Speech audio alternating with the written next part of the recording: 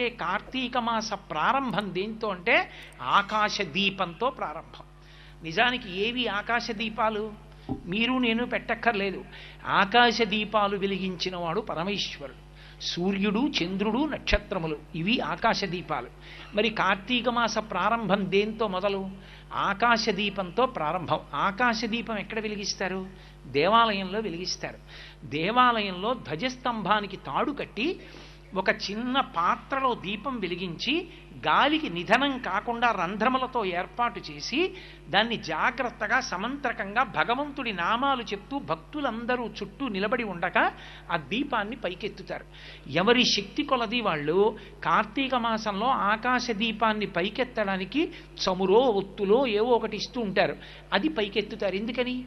ఇప్పుడు ఆ దీపం ధ్వజస్తంభం మీద ఉండి అంతటా వెలుతురు చిమ్ముతుంది. ధ్వజస్తంభం